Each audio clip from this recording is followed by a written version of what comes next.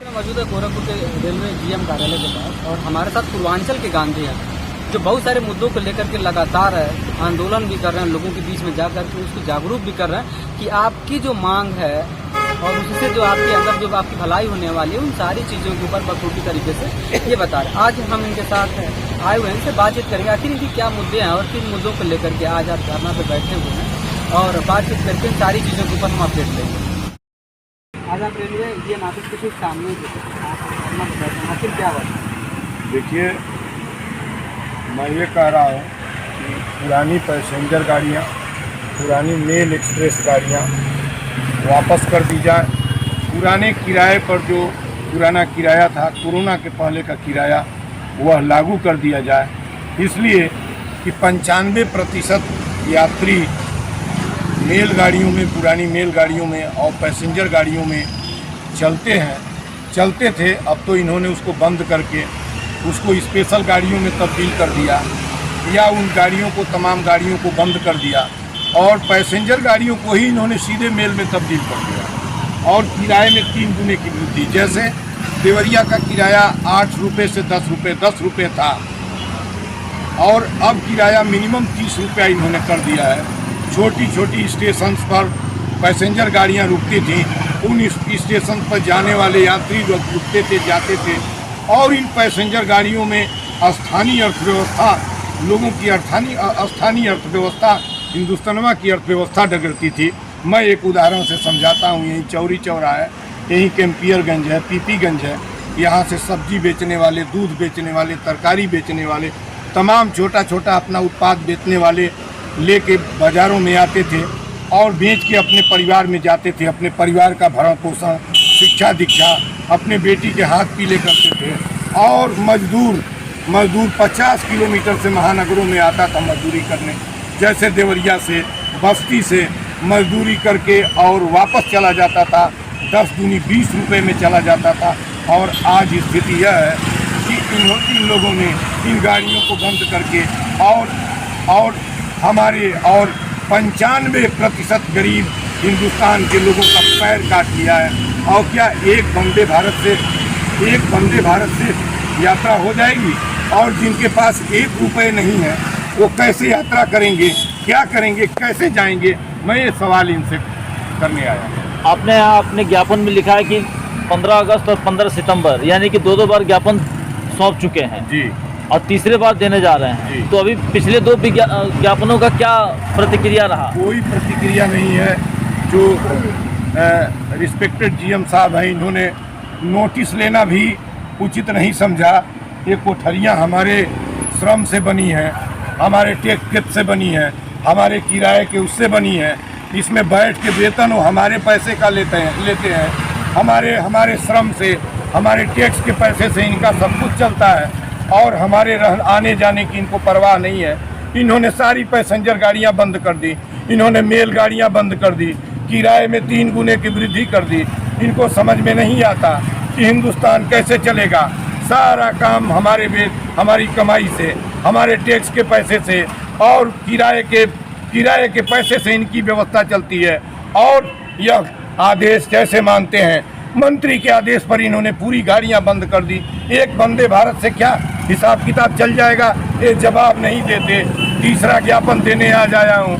ठीक 30 दिन बाद, आज से 30 दिन बाद मिलूंगा और जब मिलूंगा तो इनको बता दूंगा कि हमारा हक है। ये दफ्तर मेरा है, ट्रेन की पटरियाँ हमारी हैं, ज़मीन हमारा है, हमने श्रम करके बनवाया है और ये हमारी ट्रेनों को बंद करेंगे, हमारे पैर को पकड़ देंगे, हमारे पैर को काटेंगे। और 2 बार के ज्ञापन देने के बाद इनके ऊपर जू नहीं रेंग रहा है, ये थोड़ा सा भी ध्यान नहीं दे रहे हैं। आज मैं ज्ञापन के माध्यम से एक अवसर इनको और दूंगा और इसके बाद हम जो भी मांग यहाँ लिखे हुए हैं वो मैं इनसे मांग अपना, हमारा हक है, ये मेरा अधिकार है, ये मेरा कॉन्स्टिट्यूशनल राइट है, इसको मैं छीन लूँगा।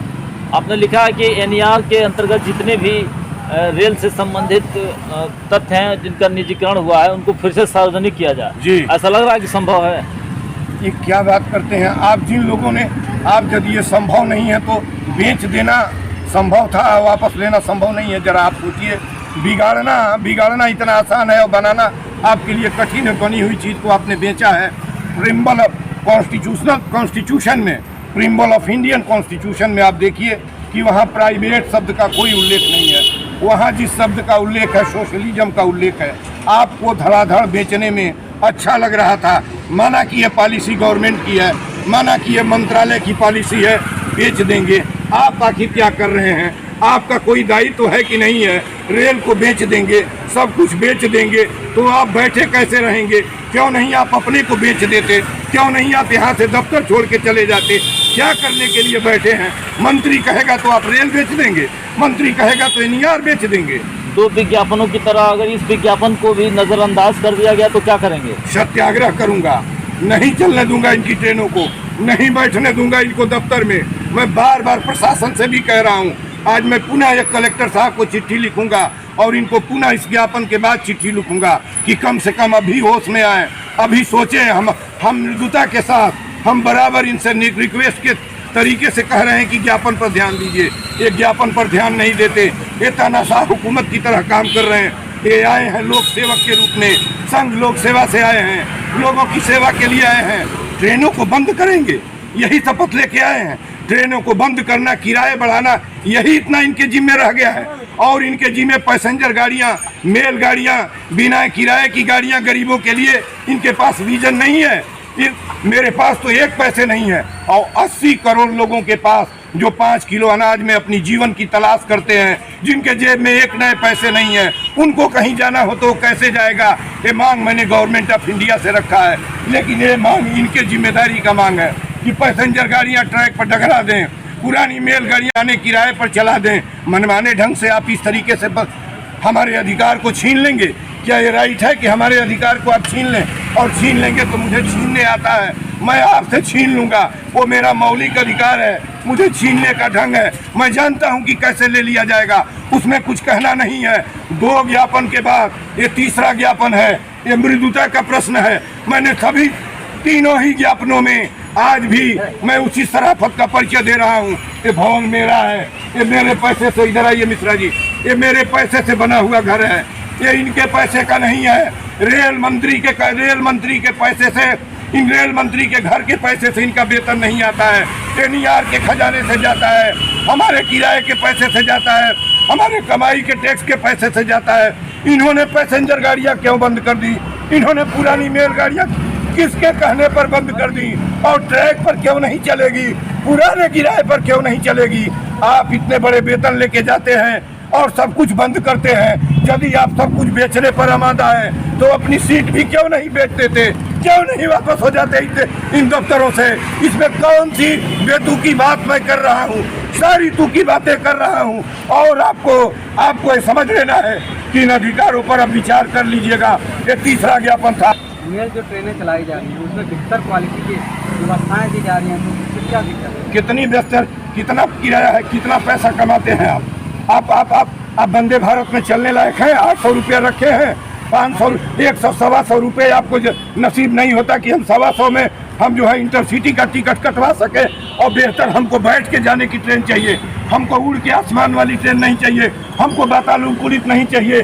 हम गरीब लोग हैं हिंदुस्तान के, ये वातानुकूलित 1% लोग उनकी गाड़ी में वंदे भारत में जाएंगे। 1600 किराया देंगे तो लखनऊ जाएंगे। आप नहीं, आने वाली आपकी पीढ़ियां, मैं आपको नहीं जानता हूं, मैं अपना जानता हूं कि मेरी आने वाली पीढ़ियां भी अभी वंदे भारत में नहीं जा सकती। आप क्या बात करते हैं? हमको वर्ल्ड क्लास की सुविधा चाहिए, हमारे पैर को काट लेंगे।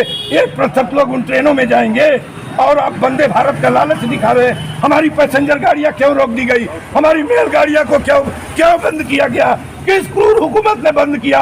मैं जीएम साहब से आज पूछने आया हूं और आज अंतिम ज्ञापन है। आज के बाद पूछूंगा नहीं, आज के बाद ट्रैक पर हमारी गाड़ियां दौड़ेंगी, नहीं तो ट्रैक पर इनकी वंदे भारत नहीं दौड़ने दूंगा गोरखपुर से। ये मेरा प्रॉमिस है।